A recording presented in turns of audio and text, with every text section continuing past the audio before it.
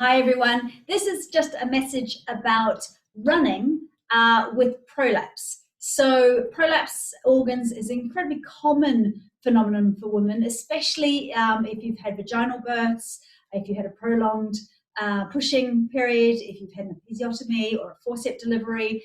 When we hit the sort of perimenopausal years, so anything from 40 plus, and progesterone starts to drop and our estrogen starts to fluctuate up and down through each cycle.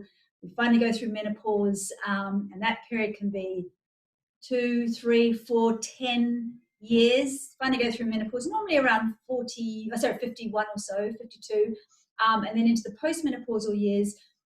The lack of estrogen or the diminishing estrogen can really affect the muscle fiber elasticity around the pelvic floor and the support around the pelvic organs and muscles that hold the organs in place.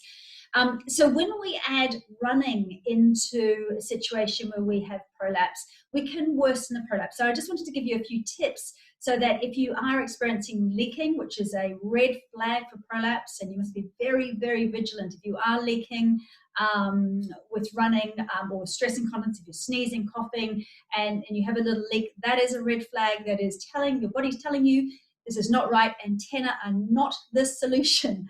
We need to be working with our body. Yes, Tena might be a bridge to the other side, but we need to make sure that we are actually strengthening the muscle fibers, and especially as we get to this age, often you get a bit bigger around the tummy, and often that is to do with your estrogen and dysregulation of the estrogen as well, maybe constipation. That extra weight can also add extra pressure down on the weakened pelvic floor and contribute to pelvic organ prolapse.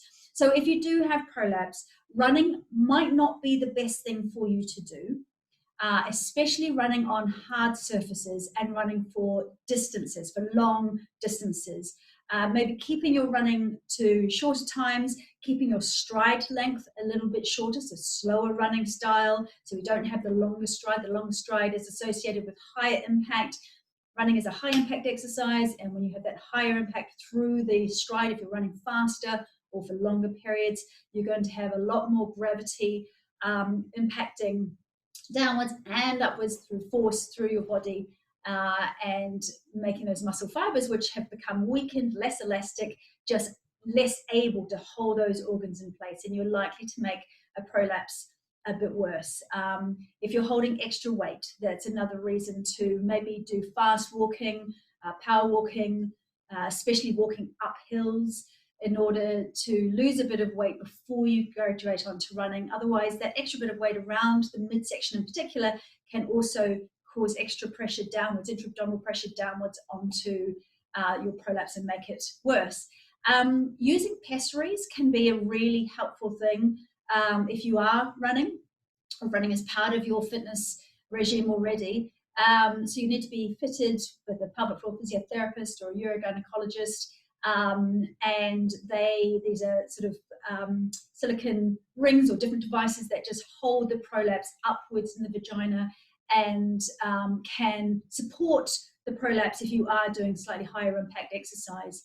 It's worthwhile bringing in other types of exercise, swimming, cycling, other high impact, other exercises, cardio exercises, fast walking, like I said, especially walking uphill. You want to try and avoid running downhill so much, because of course that also will increase that stride impact and the impact through the pelvic floor muscles. Part of every woman's regime should be good pelvic floor training, pelvic floor and deep core training. It's really not something that we can ignore from once you've had babies, really from now on, and we need to be making sure we look after our pelvic floor muscles. So that's the kind of thing that I teach, or pelvic floor physiotherapists teach. If you don't know how to look after your pelvic floor and your deep core muscles, you need to come to a course or do some classes with somebody like myself so that you know how to look after yourself going forward. And you can incorporate things like running once you have good control and once you are looking after prolapse, if you have got prolapse. Like I said earlier, leaking of any sort through the urethra, through the bowel, is a red flag for prolapse, and we cannot ignore those red flags. What else did I want to say? Topical estrogen. So in my courses, I also talk about topical HRT and how that can help the elasticity of the pelvic floor muscles.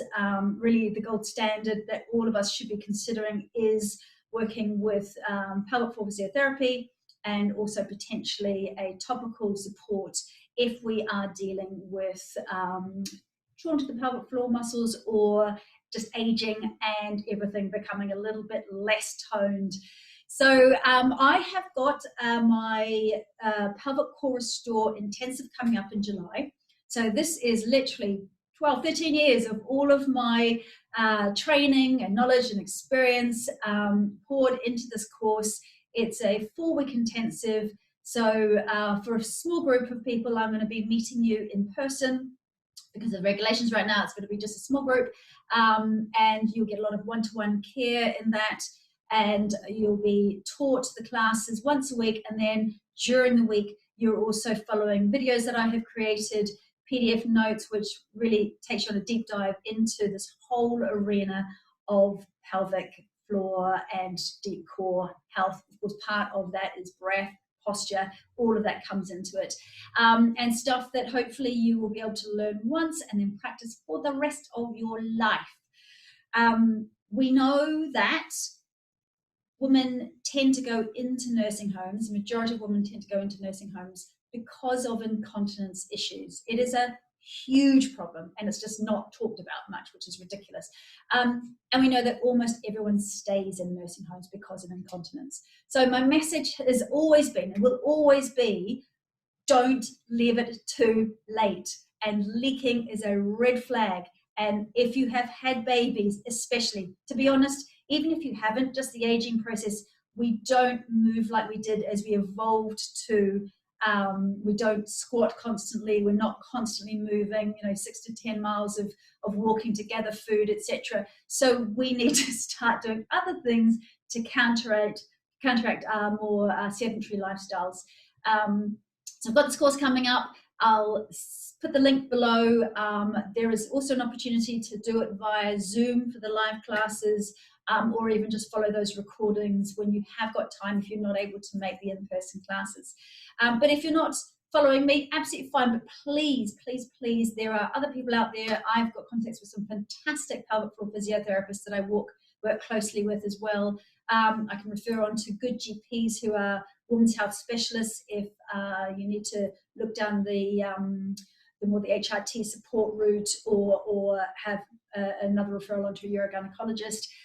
So do get into contact. I am so passionate about helping women.